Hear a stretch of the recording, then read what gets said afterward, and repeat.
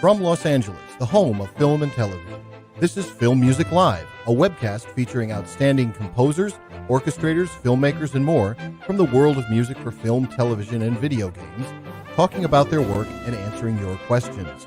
Film Music Live is sponsored by the Film Music Network and Film Music Institute.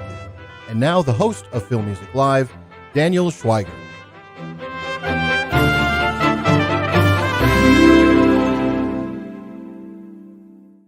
Hi everyone, I'm Daniel Schweiger, and welcome to Film Music Live, the show where we get to ask the questions to today's top composers. I'm happy to have you here. From the perilously isolated ocean voyage of Adrift, to the drama of desperately out-navigating terrorists at the Hotel Mumbai, to the yodeling ski trip marriage breakdown of Downhill, Germany's Volker Bertelmann is rapidly establishing his own unique voice as a composer.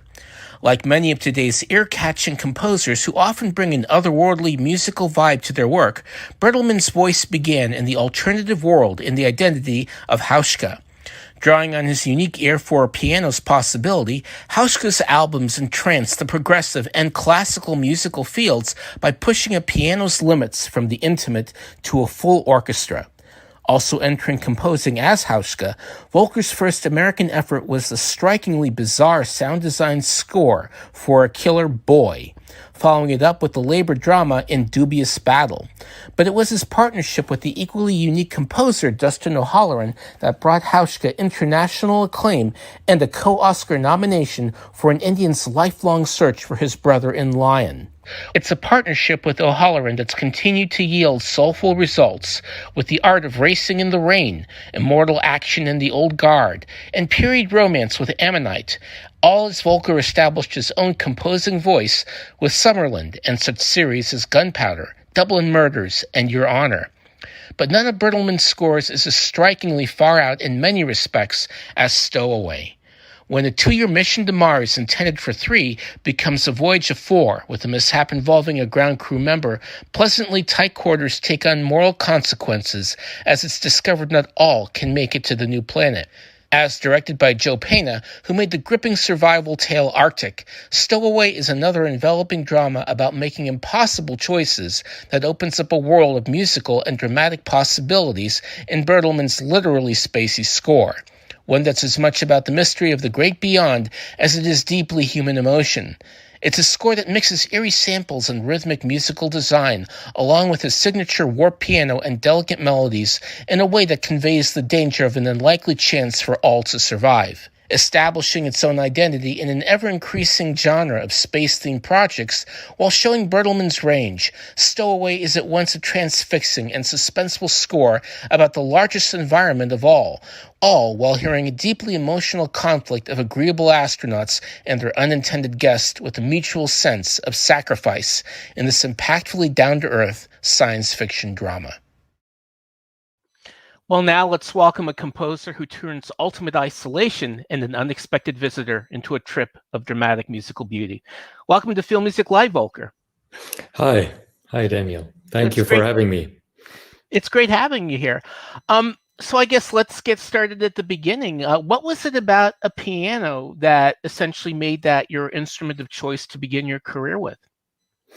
Well, when I was 9 years old, I was, I grew up in a very strong Protestant church, in a way, in a Protestant community. And I remembered I was sitting with my mom in a concert of a pianist who played a Chopin concert. And I was sitting with her and I said to her, I want to have piano lessons with that man. And she said, yeah, but we don't have a piano. And then I said, yeah, but I'm waiting until we have a piano. So I was really desperate and choose the piano out of the blue with my 9 years old. And then my grand aunt was giving us a gift, a used piano. And from there on, I got piano lessons with this guy for at least 6 years until I was better than him, because I was I was growing up in a small village and he was the only piano teacher, in the whole area. So in a way, when I was better, there was no other teacher. So I had to somehow teach myself at some point. Now, did film or television music ever play a part as you developed your skills as a pianist? Yeah, well, I mean, it's a lot of the. Well, I toured many years since I started my first Hauschka record. That was in 2004. I think I played nearly every year 100 shows, and I was mostly improvising in those shows. And I think that is today a very big help when I'm starting, scoring a film. I can sit down and, in a way, ideas are pouring out of me, and I can just try to find which instrument I'm taking, and which, of course, a lot of writing is still happening on the piano. Were there any scores that stood out to you because of their use of the piano? Again, when your formative years were happening. Well, no, I think it's actually the first score for a German television series I did when I was 18. And I was asked with a friend of mine because his mother was in the film business, and she asked if I could write, or if we could write some cues for, like, in a way, source music that was needed when the radio was switched on. Or so at that moment I got in touch with film music, and I was deeply interested in getting into music. But then I lost the contact until I started being a production driver in a film while I was a student. And then suddenly I realized I really want to go deeper into the scoring music. And of course, piano is one big part, specifically in the very, I would say, more emotional film scores. That's why I'm also met Dustin O'Halloran, because we both are releasing piano records on the same label. Now, where did you get the name of Hauschka, and how did the idea of having an artist identity of Hauschka come about? Well, I mean, when you come from a small German village, you don't think that you are very special. It's really something where you come out of a village where everybody tells you, don't do music. It doesn't make sense. People that are are successful in music are coming from the big cities. So the first thing that you have to find out is where your qualities are lying, and what where we are special in. And I had the feeling to use a band name that is not in a way showing that I'm a pianist was for me very helpful, just to make sure that I can be an indie band or a person, or I could be a female person. So there's no identity behind the name. And Hauschka is, in a way, is a Czech last name, just a family last name. And I wanted to have an East European name because I felt my music was always inspired by Eastern melancholy, like the Eastern melancholy, I think, is in a way different, because people in a way enjoy the melancholy. It's not about sadness. It's more about, feeling the limited time that you are on Earth, in a way that you want to do the best for the time that you are on Earth. And that is a tension that is beauty and sadness at the same time. So I think I wanted to use a Eastern name for that. Now, what was it like just developing your talents as a composer, into this whole other realm from your stage music? Well, when I was growing up in the church, we were always singing choir pieces just with one melody line, but we sang all the voices by ourselves. So I was already practicing, like voicings and creating other melodies on top of a melody and accompanying a melody. I was practicing that in a quite early age already, and so once I started making music, I felt that there was already from my ear an understanding of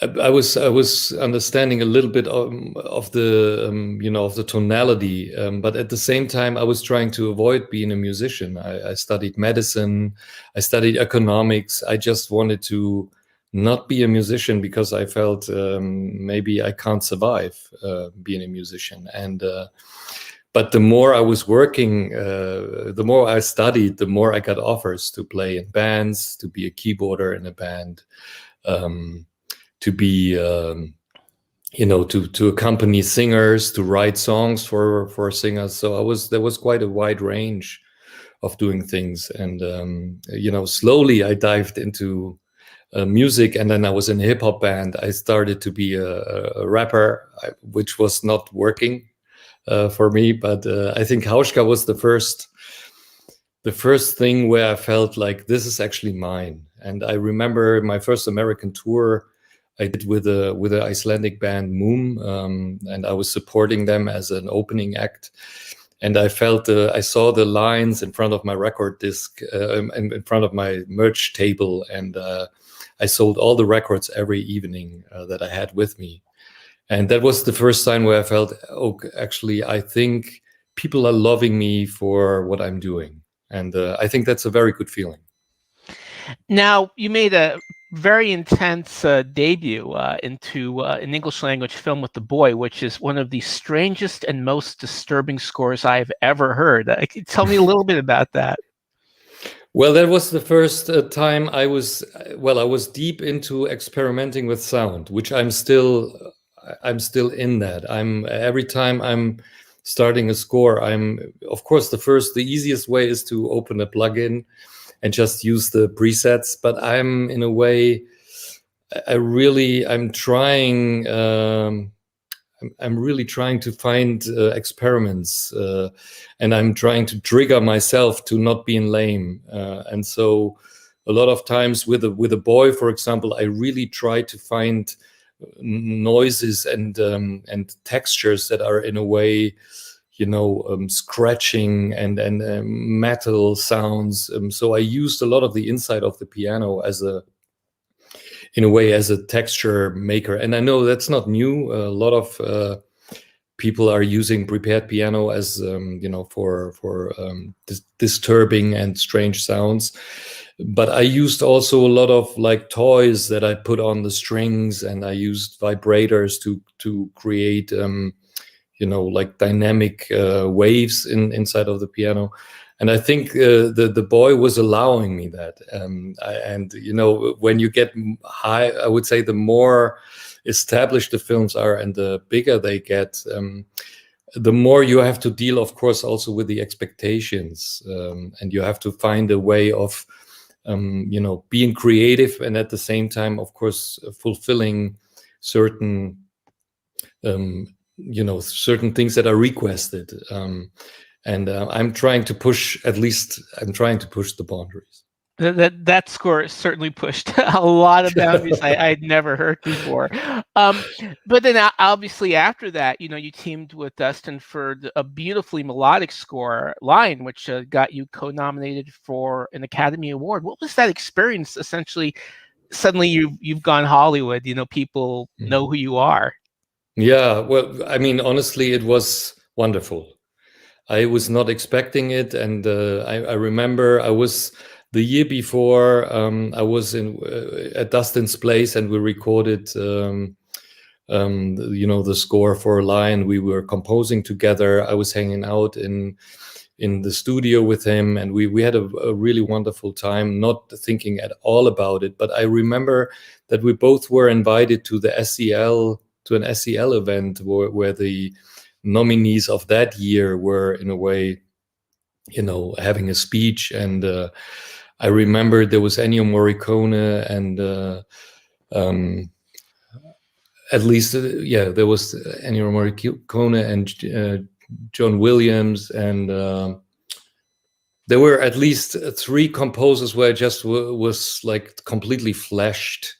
That I could see them in that kind of closeness, and we were just standing there. And I was, in a way, afterwards, the year after that, I was standing there myself, and I was in a way, for me, it was just a sign. I just felt like maybe that was something that you got there to train a little bit and to know what you will expect when you for next year, but not knowing. I was not knowing that in that year. And 2016, 17, I was suddenly standing there myself with Dustin, and that was for me a really wonderful experience, as well as sharing the whole ceremonies with my family, with my wife and my kids. So we came over to Los Angeles, and that was a great year.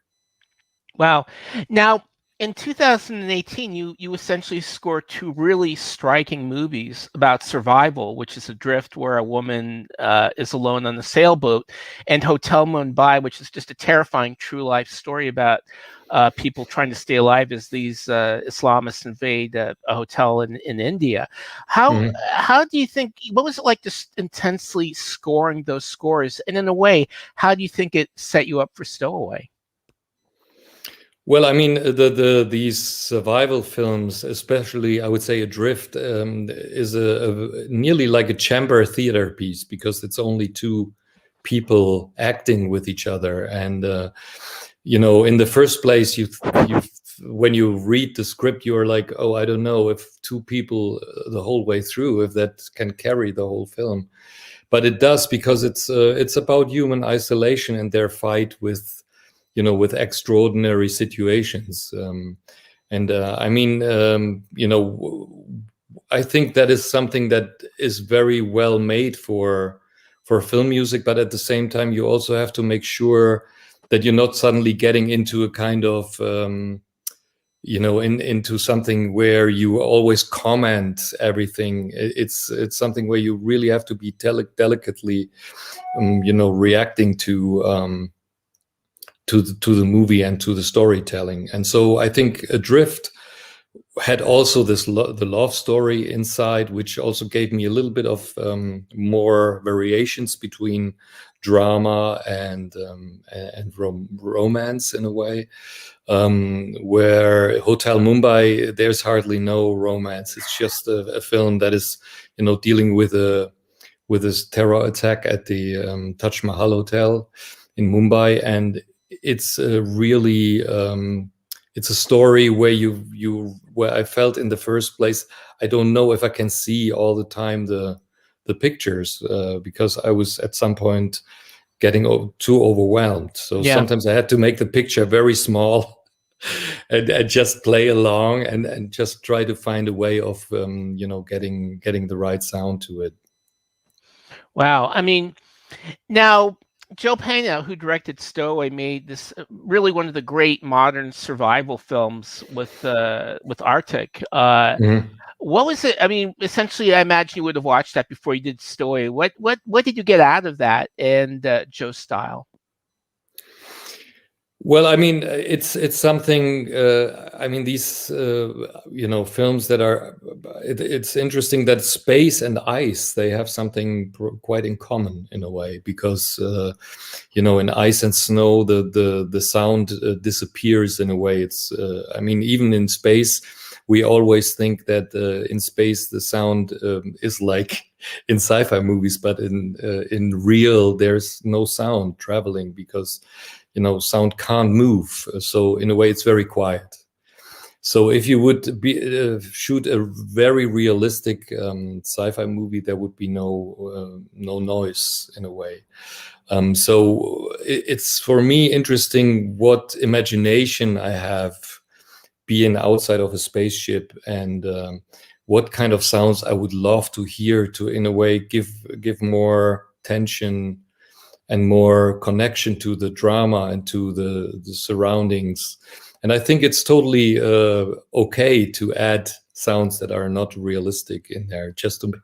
That's, I think, filmmaking. And so we decided in the beginning, I bought like long wires of 15 meters long, and we put them here in the building where I am, in the hallway, which is 10 meters high, and we just banded them so strongly that we could like play on them like I would say a kind of contrabass.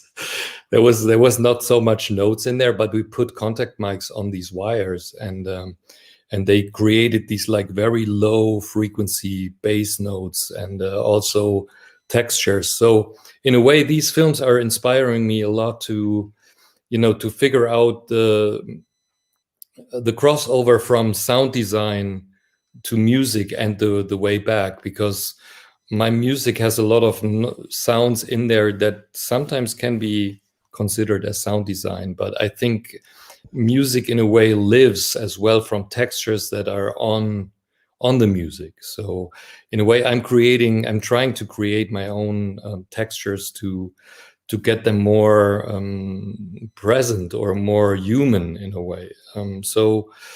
I think like a film like Arctic, for example, is a film that inspires me, as well as, films like The Revenant, for example. They are films that are really quiet in a way, but then they have these moments of sound, and you normally would think that there is suddenly a traditional violin playing, but then you hear something else and it's not disturbing.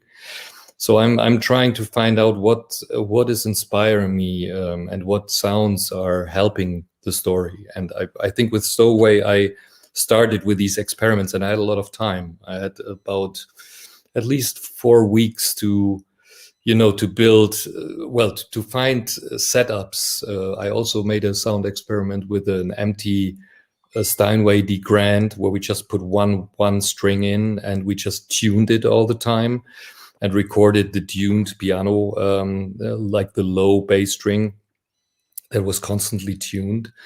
And from that tuning, I had the feeling that it's nice to play with pitch. So that pitch experiment went into the strings, and from the strings to all the other instruments we experimented with, there was always bending and glissandos and things but more micro shifts, so that there is a little bit of the detuning, but then it's coming back to the original tune. I mean, what's really interesting, there's a similar story, in Midnight Sky that Alexander Splat scored for Netflix, and it's much more of a kind of emotionally effusive approach to people in outer space, because if you put on the Stowaway score and you just listen to it, you knew nothing about the film, it almost plays like a ghost story, just tonally. And again, the movie takes a very intelligent and very subdued approach to scenes that other people, especially, it's like such an emotional, story that you could just run rampant with a big symphonic, orchestra that's really playing the huge emotions that are going on. Was that like a deliberate approach to be very muted in a way and let the actors really carry, that kind of weight? Totally. I think, we know, everyone knows wonderful and, beautiful sci-fi movies, and the scores of, there are outstanding scores for sci-fi movies that I really appreciated when I saw them the first time. But then when you see more and more sci-fi movies, the more you feel like they have a lot of similarities. And I think with this sci-fi movie, I had the feeling it's so more concentrated on the story and the acting, which is mainly maybe more a theater piece in space. And the music in a way has to complement that. If you get too big, you maybe expect also a different story or different acting. And I had the feeling it needs much more a subtle approach, but at the same time, an approach that has like sounds that are disrupting and coming back to shape, but then they are disrupting. And also when I think about space, I don't think, I know that there's always this moment where people watch, where they watch the Earth or they see the Earth, and they have this kind of religious feeling. And I think there is something in it, but there's also some in the religion. There is, of course, always also something about being lost in a way, because you feel very small in comparison to what's out there, and lifetime is short in comparison to the time of the Earth. So in a way, to make music for that feeling, that doesn't feel for me like a big, extreme big symphony. It sounds more like something that is always questioning itself in a way. So I try to find a way of creating something bigger or beautiful, and then that is disrupting into something small and crumbling again, and then it's starting to grow, maybe something like that. Now, I want to get to some of our awesome audience questions for you. And again, it's a good point, because again, the music in Stowaway is very, it's very well plotted, very well spotted into the film. But when the score really takes over is in essentially the last half hour of the film, when they have to make a very treacherous spacewalk. And Eric Hine has a question, and he would love to know what went into the final cue at the conclusion of Stowaway, the slight intervallic changes, and how did you interpret the ending as heroic or tragic? Dankeschön. Bitteschön. Well, the final cue is for me something that has exactly that what I mentioned before. It is in a way, it starts very simple with a very simple melody, and I had the feeling when she's sitting on the top of the spaceship, and she decides she wants to, her decision is clear that she will die for the purpose to save the others. I had the feeling that it has to start like a quite lonely and simple melody that is maybe just a kind of echo in her head in space. And I had the feeling that this could in a way transport into a kind of, or can transfer into a more heroic theme, but that is always staying in the kind of simplicity of this kind of repetitive melody, so that it's not getting too overwhelmingly changing. In a way, the only thing that is changing is in a way are the chords.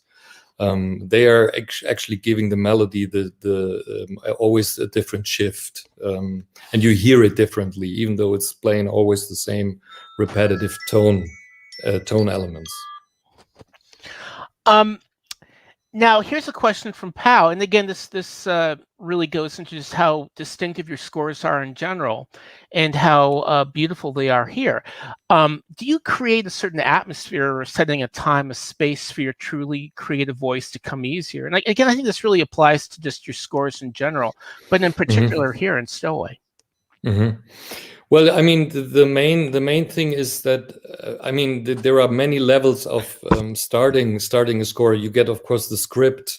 Sometimes I'm starting with the script and not being too much in touch with picture, just to get an own musical approach that is more like that is not a cue approach. It's more like a piece, like something that could be also on a record in a way.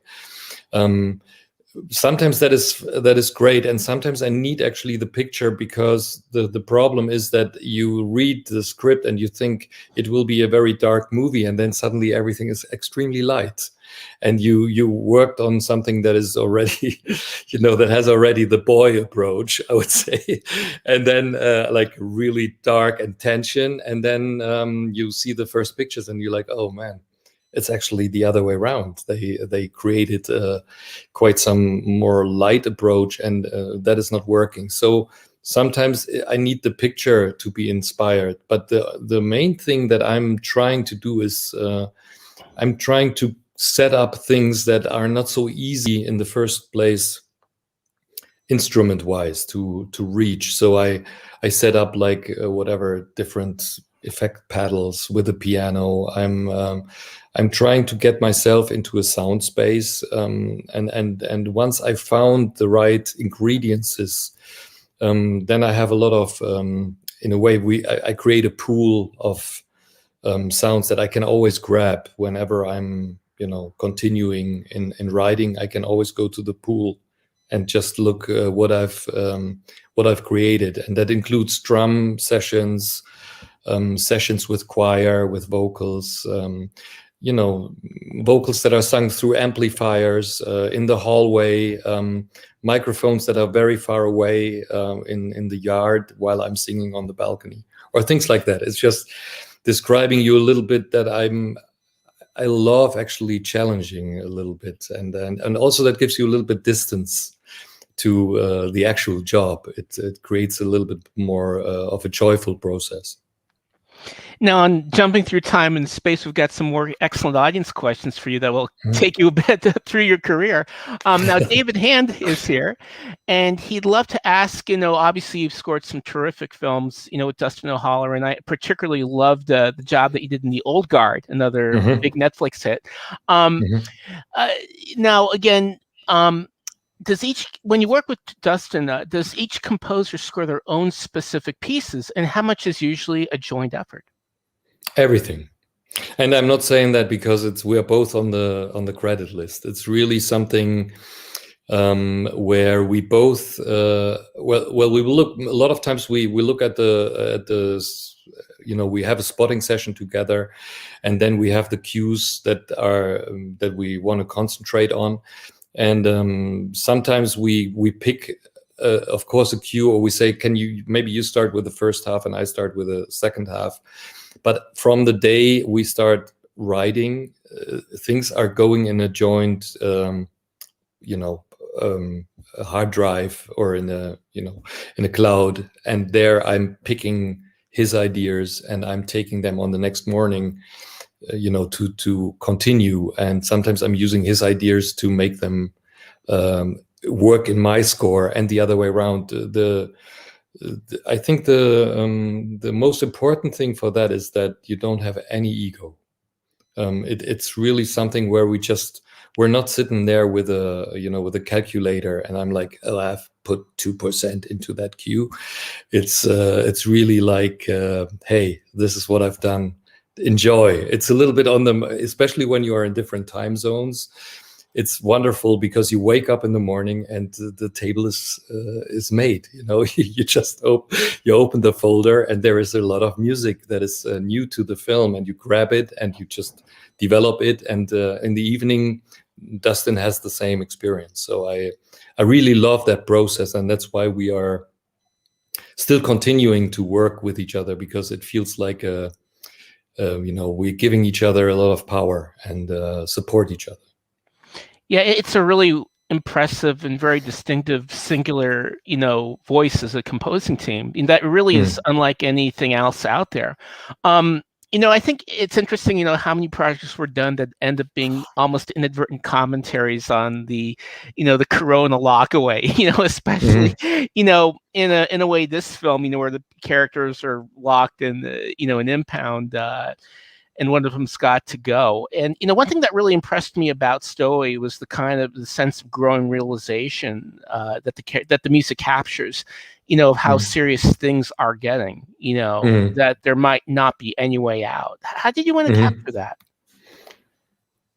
Well, it's a very thin line, because you can go of course, very like full on every drama. But it's a thin line to find also the balance between melody and and more drony orientated sounds that are a little bit more still, that are not doing too much movement, and then going into moving parts. I think also melodies, which I really love, are sometimes dangerous because they bring the music already into a very concrete atmosphere that the picture suddenly is not a part of a music video, but there is something of a disconnect. Sometimes it's not always. I think sometimes melody is perfect in a cue, but sometimes it's too much. It's too much interpreting what you see. And I think specifically with the tension in the spaceship, it was always important not to get too early, too big and too dark to tell everybody already, oh no, this is now happening. Now there will be some bad things happening very soon. But, at least the good thing now is that this goes to our question number 3 from Louis Vercellini, is that especially at least in LA, it really seems that we are seeing the light at the end of the tunnel here in terms of live performance and stuff like that.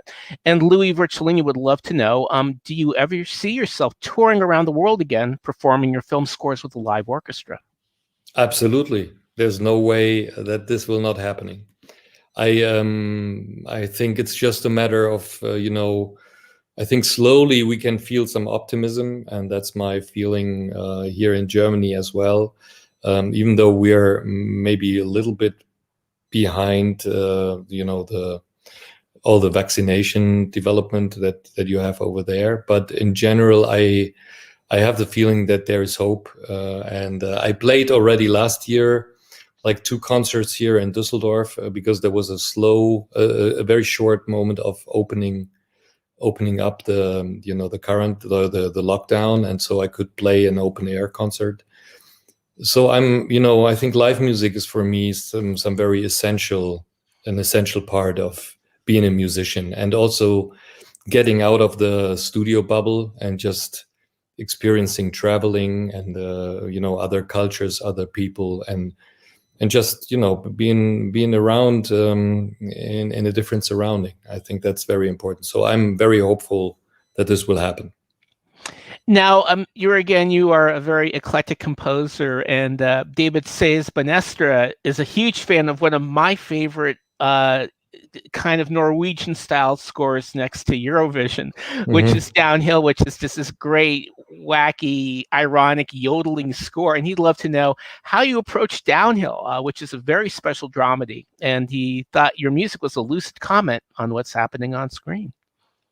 Well, that was the first, comedy that I've scored, and I'm a big fan of challenges. I really, I really love getting into something that I haven't done. So that was something when it was, when I got the request, I had the feeling, yeah, I want to do that, and specifically because it's playing in Austria, and I was growing up in an area in Germany where we had a lot of snow and hills, and I was skiing in the age of 3 already. So I was always on skis in winter. So in a way, the surrounding was clear for me.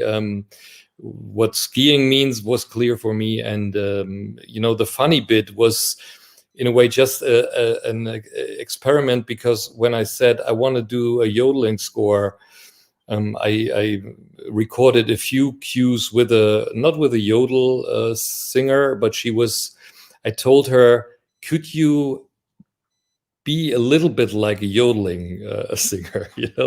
Could you give me an idea when you are yodeling? How would that sound? And I think that makes it very special, because she is not a real typical yodeler. So I recorded a few cues and I sent it to the director, and they really loved it, and they were extremely positive reacting.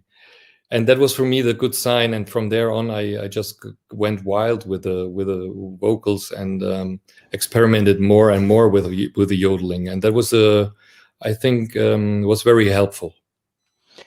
Now, you've done quite a bit of series television work as well. You did Gunpowder, which was one of your earlier scores. You've done Name of the Rose, and the Dublin Murders. And for Showtime, you've been recently scoring Your Honor with Bryan Cranston as a judge gone wrong. Can you tell me about scoring that show? Well, there was a film I did a year before that. I did a film with Edward Berger, who is the director, and Benedict Cumberbatch, called Patrick Melrose. So I did the score for that. And when I worked with Edward, him and me, we worked very well together. And we both had the feeling, that was the first time where I had the feeling that could be like a continuous working relationship with him. So he asked me if I would be interested in doing the Your Honor, and he's the director of the first 3 episodes. So in a way, it was made for, or our relationship was helping to find the tonality of the film, and that's also something that I haven't done, like a film that is dealing also with a lot of like law cases, and it's happening a lot in courts. So for me, it was there was something quite challenging, because it was also not a real action series, but it was always like the longer the series went on, it was getting darker and weirder and, more claustrophobic, because you felt like these guys will not get away with that, what they started in the first episode. So for me, that was very interesting in terms of the music, because we had to find a way of getting this kind of soaking the air out of the atmosphere and just making it very dense. And so I think that was a very nice process in the first 3 episodes, because I had a lot of freedom, which is the same with Stowaway. When you have a lot of freedom and people, you can actually experiment and can present what you really have in your mind. That is a lot of times a very fruitful start of a project. And with Your Honor, I had that. Wow. Now, Dale would like to know, viewers, and you've actually told us some of the really cool ideas that you came up with for Stowaway, but you've taken some really extreme approaches with your prepared piano. What were some of the more elaborate things you've done as Volker and as Hauschka with the piano? Like the outer limits.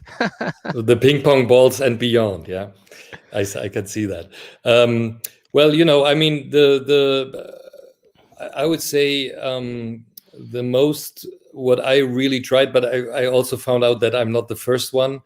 But, because I was not so familiar with the prepared piano in the beginning, that was really good, because I was not really trying to copy things that I have already seen. I was very fresh to it. And so I think one thing that I really loved, and I think if you are interested in prepared piano sounds, you should, you should search in the internet for performances with that. I actually bought at a violin shop, I bought about 20 or 30 kind of the horsehair that you need for, the violin bowing, and that are connected with the bow. So I bought these kind of things that are, they are always coming in that whole bundle of horsehair. So I took those and I put them around the piano strings, and I bowed the piano with those hair. And of course you have to press the sustain pedal, but I really loved the way how suddenly the piano strings are sounding like a very detuned string ensemble. And I found out that there is that there are quite some people that are performing with 10 people around the piano, playing like classical pieces with a bowed piano. And I was really I thought it's fantastic. It's a little bit like a bell choir, where every person has, I think, 5 or 6 notes, and then 5 or 6 bows around the piano. So that is one experiment, and the others, I think, what is very helpful is to put in a way to create chains of reactions. So you put something like a bowl on the strings, and you put something into the bowl, and in that thing that is in the bowl, there's another thing. So they create several rhythms on top of each other. That makes it very, very dynamic, and you have a lot of textures that are in a way independent. Now, you talk about doing new genres, and I believe, when you scored Old Guard with Dustin, that was your first full-on action adventure score. What was it like doing that? Oh man, that was I would say the most fun, because I love drumming, and I love I love drums in general. I love rhythm. I was always stage diving and dancing whenever I could. So in a way, the beat is something for me that is awesome if you can if it's helping the film. It's not always the best solution to create tension, but in that case, we had to work with a lot of very well choreographed fight scenes. And I'm working with a drummer from Finland who is a part of the band Moom. His name is Samuli Kosminen. Fantastic drummer who also prepares the drums with material. So in a way, he's complementing my piano playing. So a lot of times I'm working with him and giving him some, instructions or ideas how I want to have the dynamic for a scene, and then I let him, go mad on it, and afterwards I get the recordings, and then I can work with those with the layers of recordings that he sent me, which is a paradise for a pianist who can't drum as well as Samuli can. So I'm a big fan of making, in a way, source tracks, and I can work with those right from the beginning, even in the writing phase. I'm very happy to have real instruments already. Now, in terms of collaborations, you worked with Hildur on the album Pantone. Yeah. What was that like? And hopefully more with her. Well, I mean, Hildur and me, we met in that time when I was supporting the band Moom. She was the cellist of that band, and so the drummer I talked about beforehand and Hildur were band members of the Icelandic band. And so I met her there the first time, and we decided, and more we met each other playing solo concerts together here and there. And then there was an offer of a concert hall in London called King's Place, and they asked me and Hildur if you want to play a concert together, and we decided to do that because we liked making music with each other. So we performed there, and we recorded that concert on a record, and that is the record Pantone. So that is a kind of live recording of a concert, and most all the pieces are improvised. Now, you've got a movie, you're going to be returning to India with the movie Monkey Man, which is about, tell us about that project.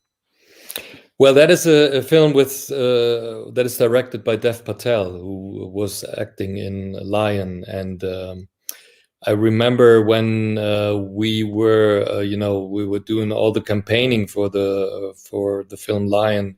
We met many times, and we talked about his approach of doing a film. And he was talking a little bit to me about it, and you could sense that he and me, we were thinking, maybe it would be nice to work on this, maybe at some point together. But over the years, you never know. Maybe you meet somebody else, or things are changing. So I was not really expecting that until suddenly I received an email, and the film got more concrete. And it's a little bit like also kind of superhero movie. The Monkey Man is, in a way, a guy that is in India very famous, called Hanuman, and it has a lot of action scenes. And I just saw all the dailies recently while I was here in the lockdown. There was shootings film shootings were going on all over the world. There were territories where there was no lockdown. So I received those, and I was fascinated by the speed of the fight scenes. So I was, I'm much looking forward to that. I can maybe have some drums again on that one. So this is your first superhero score. Yeah, well, it's a good start. I mean, Old Guard was already had a kind of superhero element in it, but I'm really looking forward to stories like that, because I'm a big fan of action, and I'm also a big fan of fantasy stories. So in a way, I love when things are, in a way, coming together, and I can work on many different palettes, like from intimacy to like straight action to darkness to suspense. I think it's nice when you can use the whole palette. How has lockdown been for you? I mean, have you found it like a period of creativity? Yeah, absolutely.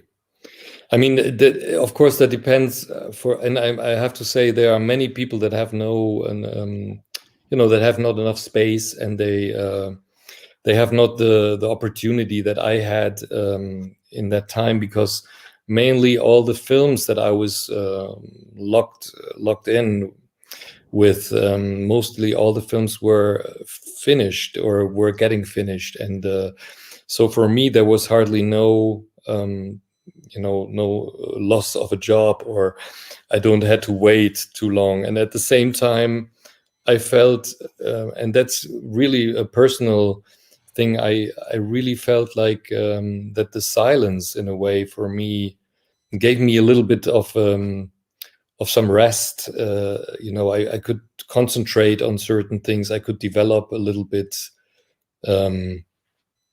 I could develop more ideas. There was also time where suddenly maybe the delivery of the film was a little later, so I had again a little bit of time, and so I had the feeling that there's some slowing down happening, as well with the nature. I mean, where I'm living here around me, suddenly everything was very quiet, and we could hear suddenly birds again, and there was definitely things that I really appreciated, besides the fact that it's the most horrible thing for others, and that I'm totally feeling with them, and then I'm trying to share as much as possible with others, and try to support them, in to help them to get over this, specifically the guys that are not having jobs in the live performance business.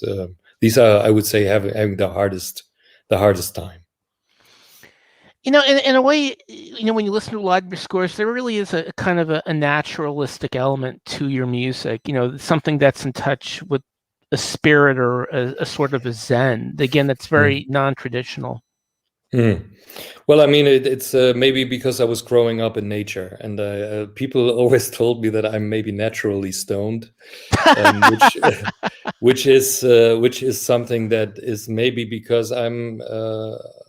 I remember when I was a kid, I was going up on a mountain with my father. That was a mountain right behind my parents' house, that went up to 800, 900 meters. A lot of times there was snow until February. And we were standing there on the top of the mountain, and we could see about 400 or 500 meters long, like in the distance. And I felt, in a way, already there in the age of 8, 9, 10. But every time I went up there, I had the same feeling. I always had the feeling that my life is, in a way, something in comparison to everything that is there, is something that is quite, that I need some importance to actually survive, but at the same time, it's not important at all, and that I have to find, for me, a way of enjoying life without, overcharging my own existence, in a way, with meaningful things. So I thought, when I was standing there, I think I was already in a very peaceful zone. And if you have the time, there is a film, like a very like a black and white silent movie that I scored recently, that is called Upstream. If you have the time, you should watch that, because it's an art film for the BBC, and it's actually just the camera shot a drone shot from the River Dee in Scotland. From the valley, the drone is following the river up to the mountain. And it's actually, the film looks a little bit like a constantly moving sculpture or a picture. And I think that describes a little bit the space I feel quite comfortable with. That is, in a way, having tension, but being inside, but being quiet, and trying to focus, in a way. So I think that's maybe describing it a little bit. Wow. I mean, in that respect, do you think you have a mission as a film composer? A mission in terms of getting somewhere, or or just mission? I guess in kind of a voice or kind of a tone or just a feeling that you hope that a lot of your music and your scores accomplish, no matter what the subject is. Well, I would say I have a mission for myself that is growth, and I want to grow. And growing for me means the more risk and the more challenges I can grab, the better, because I think everything I've done, I know already, or I don't want to repeat myself with knowledge that I have already gathered. That doesn't mean that I'm totally fine with doing another film in the same style. It's just more, if there is a challenge and I can grab it and I like it, I would take it, because I can. That means that I can add something to my own growth. The mission that is disconnected from myself as a person is to work on good art with with directors and actors, and in connection with dancers. I'm doing music for dance choreographies, or writing music in general in connection with other art forms is for me something that is extremely fulfilling, and it gives me also a different view on my subject, so that I love being around musicians, but it's always nice to talk to an architect. That's what I'm saying. So I guess to wrap our show up, Mm-hmm. my question would be, again, there's now a lot of movies, a lot of TV shows about space and the and the promise of inspiration that lies, but also the sense of sacrifice. Especially at the end of this movie, which very, very moving sequence, especially with your scoring of it.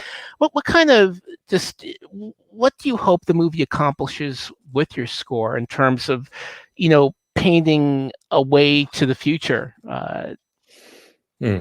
Well, I think I'm a very hopeful person. I think I'm a person that is not pessimistic, because in a way, I think it's good to be aware of every day, and when you wake up, that this day is the best day of your life, and then the next day might be another one.